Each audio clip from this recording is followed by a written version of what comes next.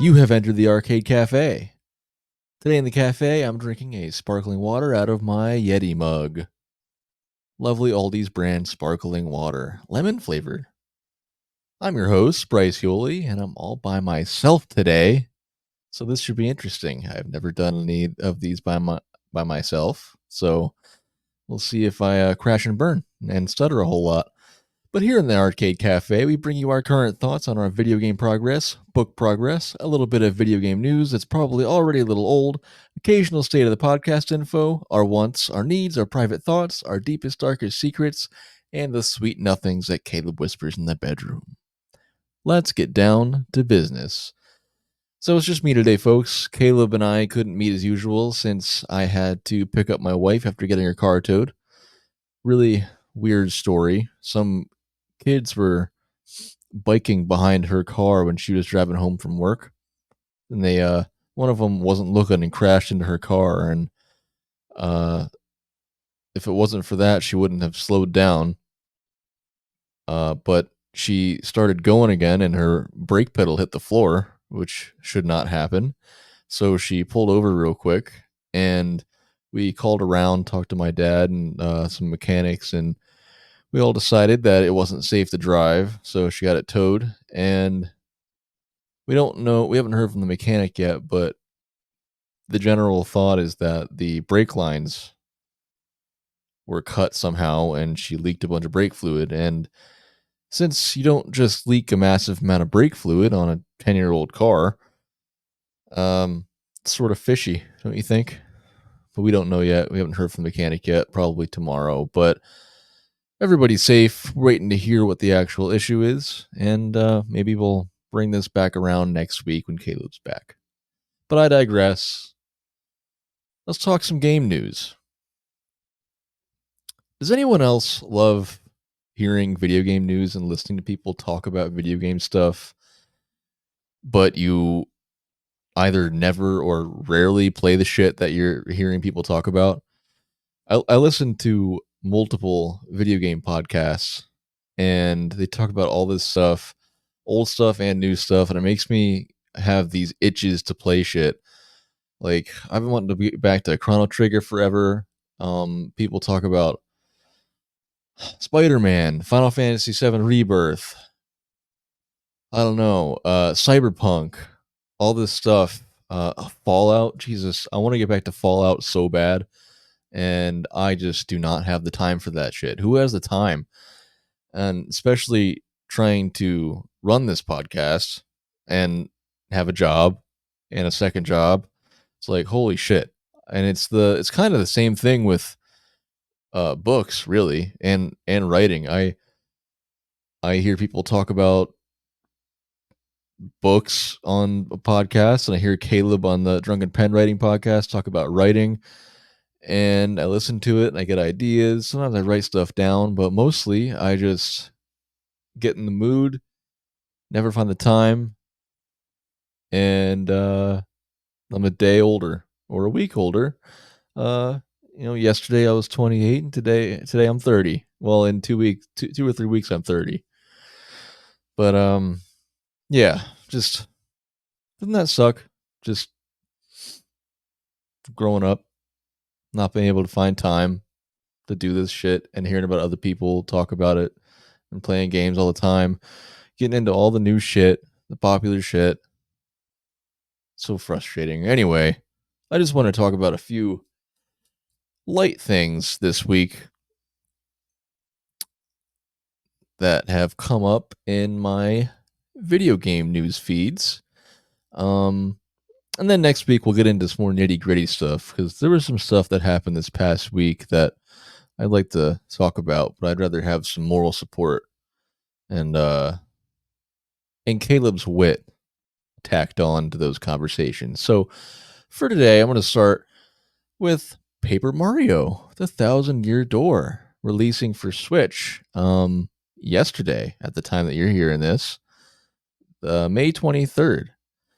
I haven't looked really hard into what they've done with it, but I heard about this like last summer, I think, and I've been impatient for it. I played I played Paper Mario for, the first one for 64 last I don't know, last October or something like that, maybe September. I think it was still warm out. Anyway, I love that. I played it on the Switch port, excuse me, and that was super fun. And I know if you've been a listener this whole time, I'm not sure which episode it was, but I know way back we spun a wheel to have to cover a random video game on a future episode, and Paper Mario was one of them. And I played it, and I don't really know what we'll talk about, but suppose to, if we're being fair, we're gonna do an episode about Paper Mario in the future. And I loved it enough that I really want to play Paper Mario Thousand Year Door. And I've heard so many people say it's similar but way better, and it'll be really cool. I never play the GameCube one, but it'll be really cool to see the differences and what they've what they've emphasized that worked well, and what they fixed, what they maybe took away. I don't know. I might look at it after I'm done here and see what it looks like and what we can expect. But after that, just one other thing.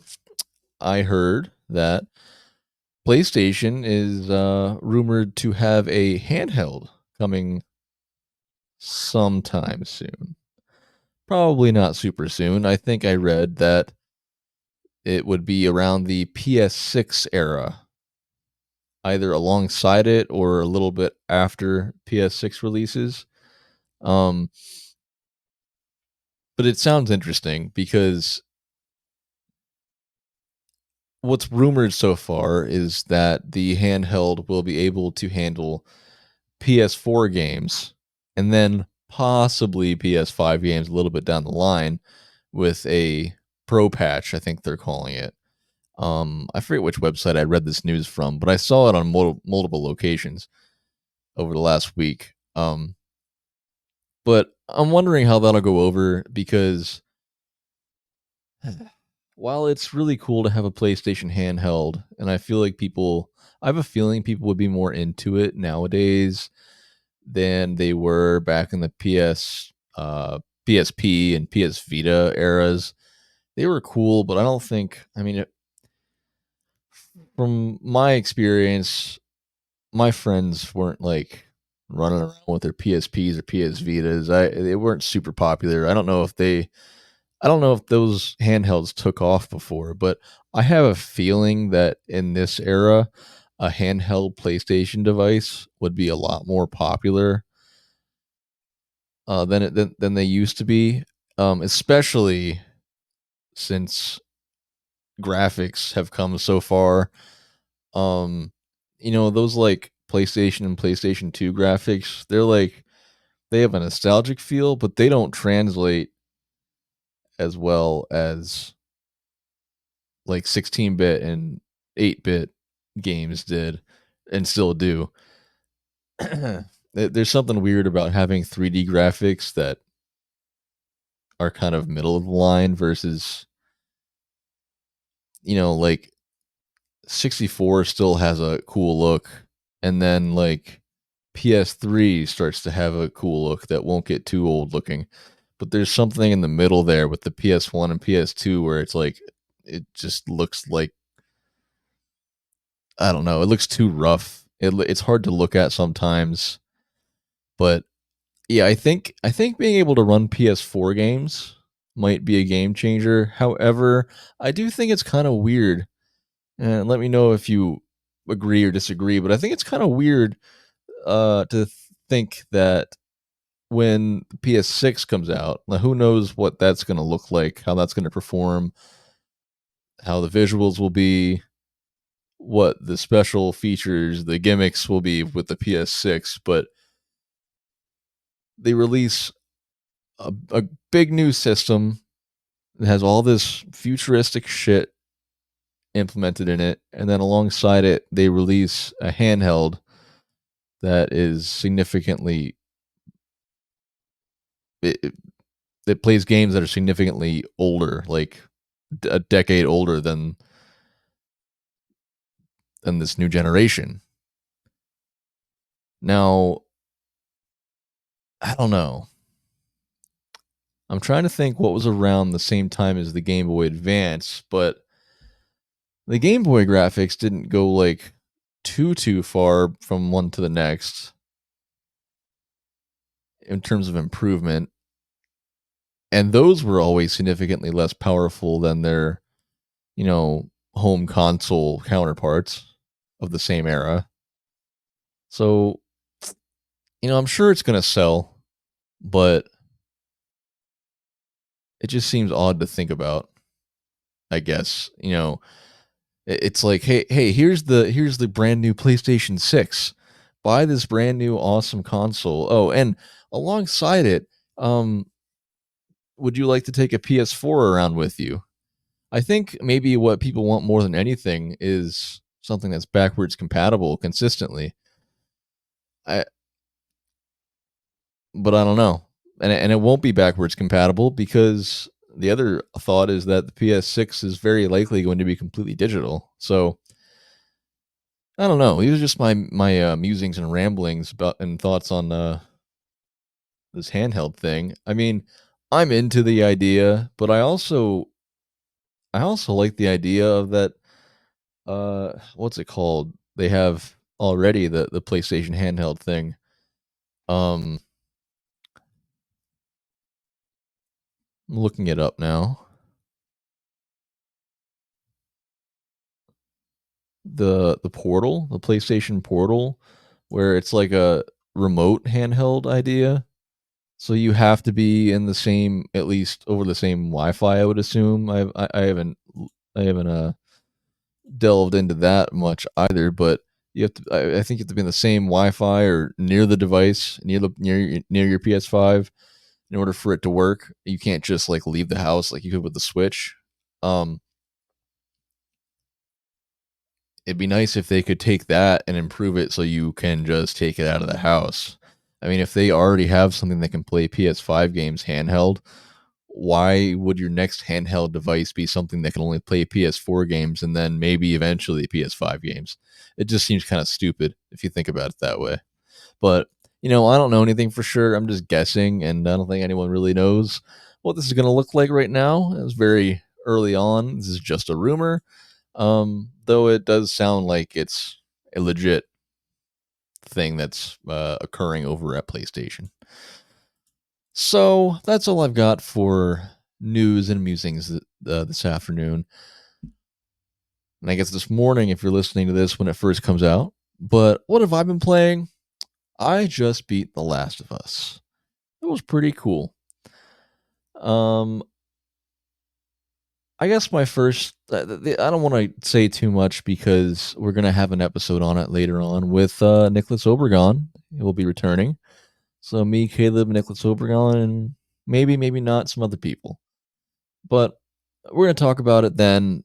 I think the only thing I will say now is I think the story is great, and I'm going to repeat this during that episode. But I don't see why it's so great having occurred at the same time as The Walking Dead was still going on, because it's kind of the same thing, the same idea, like zombies aren't the real threat. It's people. So I'll leave it there because that conversation can open up like crazy. But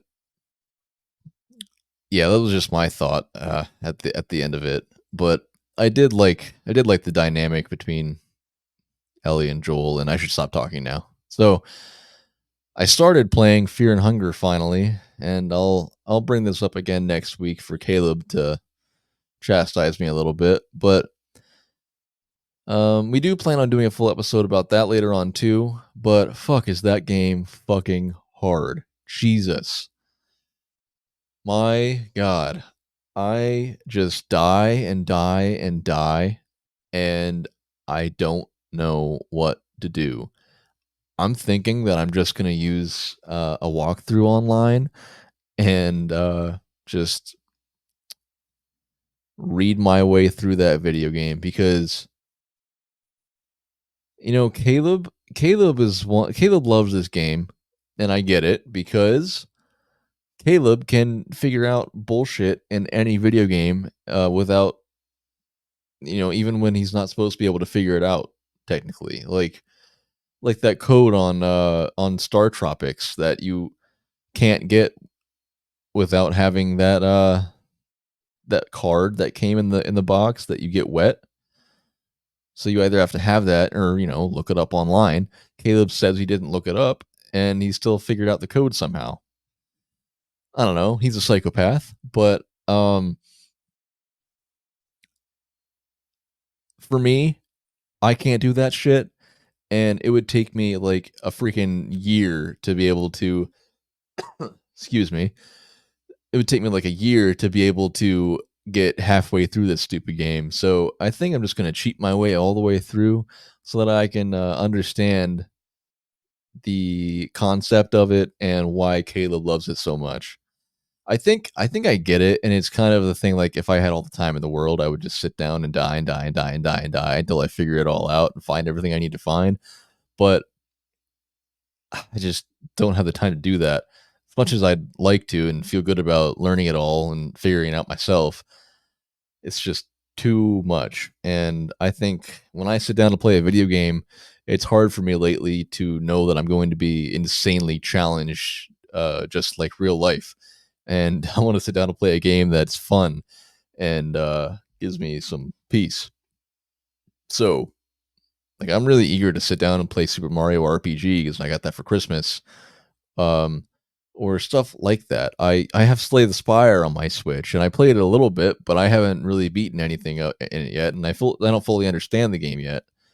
I get it, but I need to spend more time with it, and so there's stuff like that. It's just lighthearted fun that I wanna play, and Fear and Hunger is really cool, and I do recommend it already, but man, just fucking hard.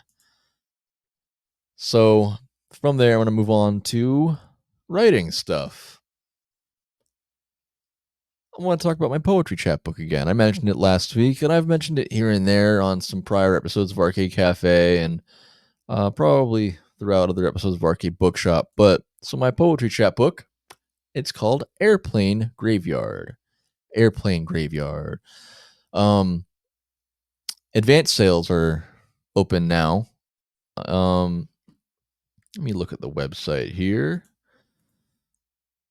So if you want to get a little gist about what my book is about, because I know last episode Caleb said my pitch was just shitty, and he's right. Um, this is what the back of the book actually says. Airplane Graveyard retraces the path that brought us here and questions the way forward. These poems work through the redefining of masculinity in our living era. What can we keep?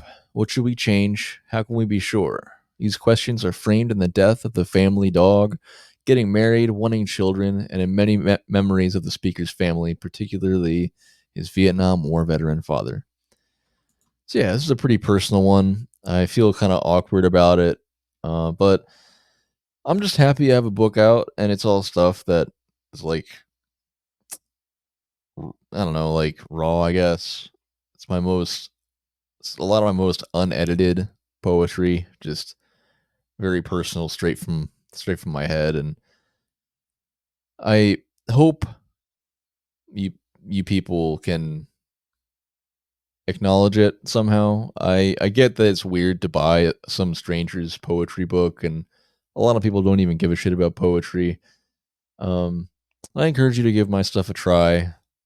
I do get that spending money sucks, and just for the record, I don't get most of what you're paying for it.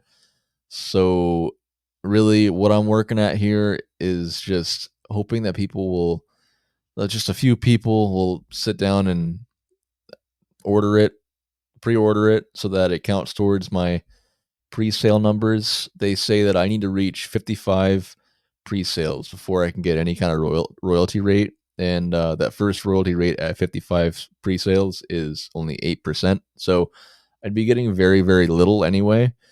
And I don't know. It's not really important to me to reach that royalty rate, but I don't think I know 55 people. So it would just be cool to know that I sold a book to that many people, period.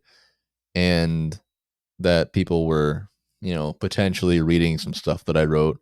Because, I think Caleb would agree that most of the time as writers, you get things published and they go out to these magazines that are almost exclusively read by the other people that were published in it and the editors and stuff.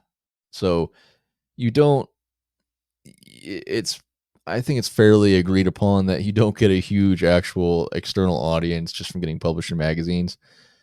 And there's no real way of knowing who they are that are reading it, um,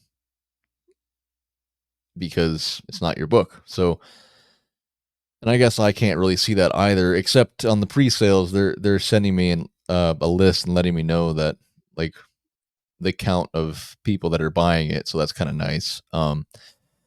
But yeah, if you order before July 19th, it'll cost $15.99. But after that, it goes up like $2, I think. Not the greatest deal in the world, but it's something. And I hope it'd just be cool to achieve that. You can go to finishinglinepress.com and choose advance orders. You just find Airplane Graveyard by Bryce and just go through the pre-order process. And if you don't feel like doing that, if that's too much work, you can probably just go to Google and search Finishing Line Press Bryce and it'll probably pop up. I think that'd work for me. So yeah, whatever you guys can do, I appreciate it, but I understand if you don't feel like spending that money on just some random book of nonsense. But what have I been reading lately? What have I been reading lately? Man, I did not think I would talk this long, but I just finished The Quick and the Dead by Martin O'Kyan. I know I've been talking about that a bit since I got back from the Iceland. I never read Irish literature before, and I was surprised that Martin O'Kyan put himself wrote from the perspective of women so frequently.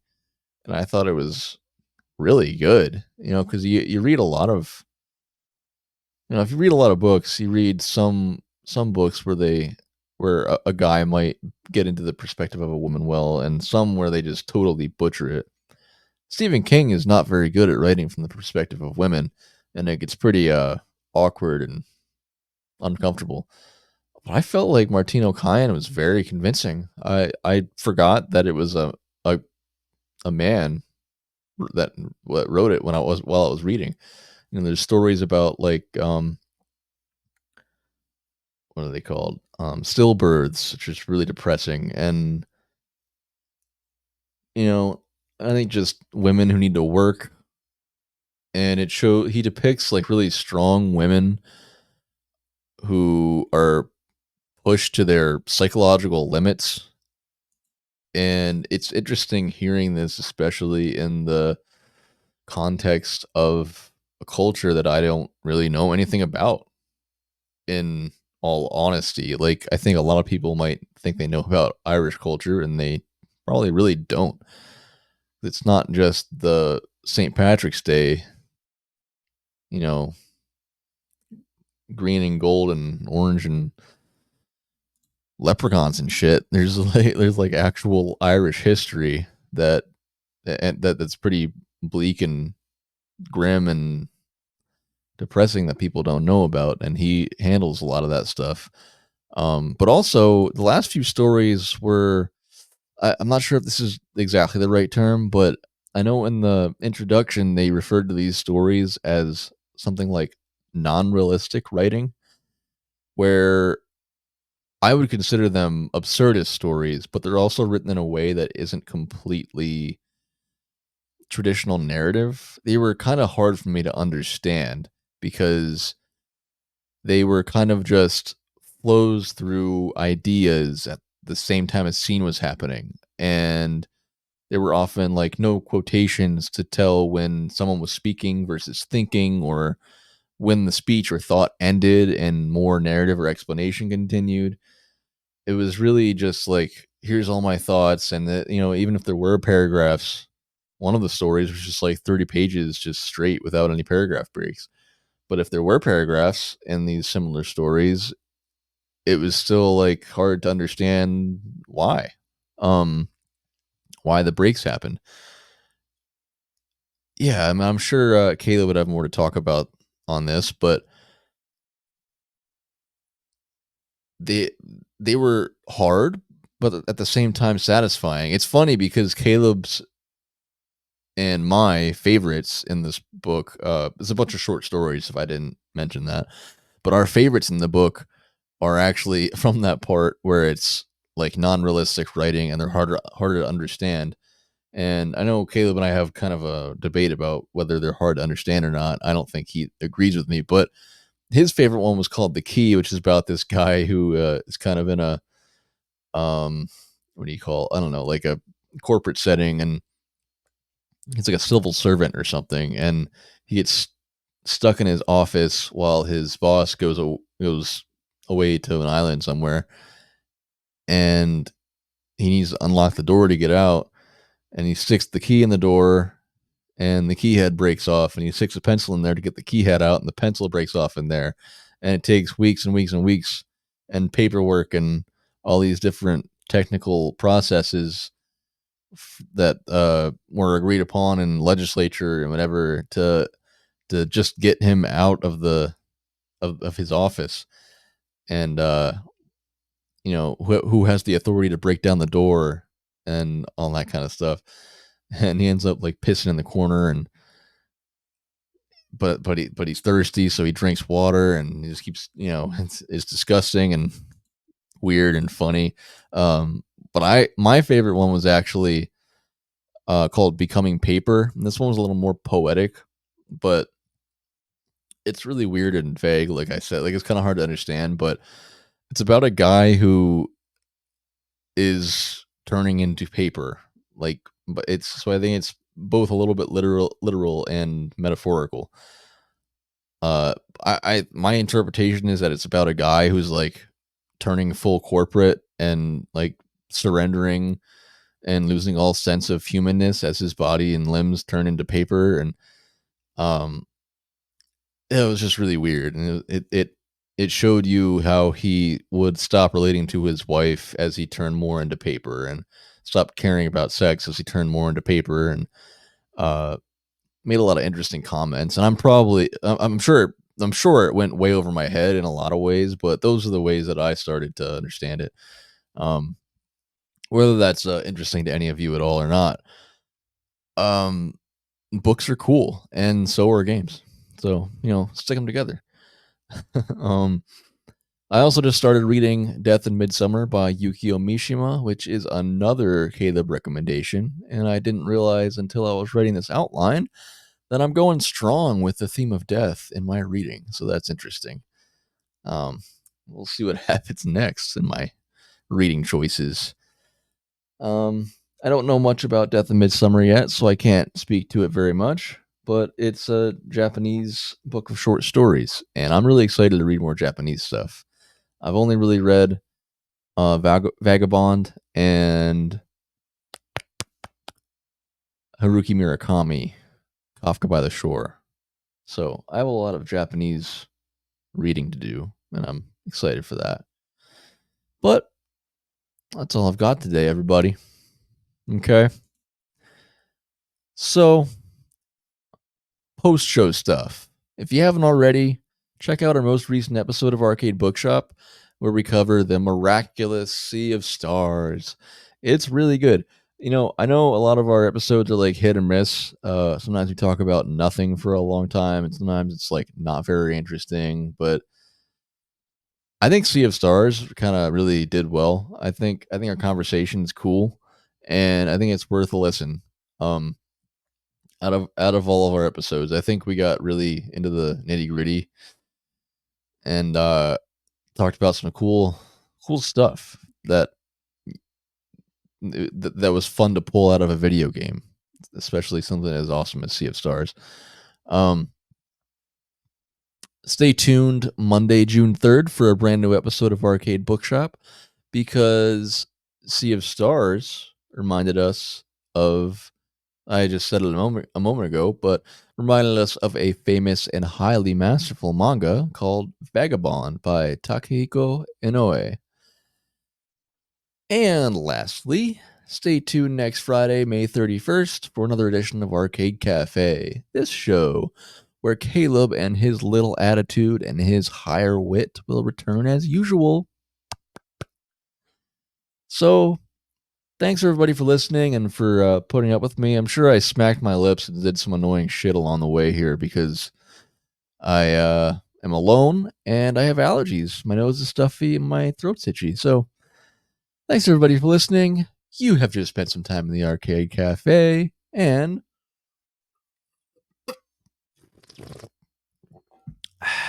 I hope you enjoyed yourself. I'm Bryce Yoli, all by myself, without my pal and cousin-in-law Caleb James. And we will see you next week.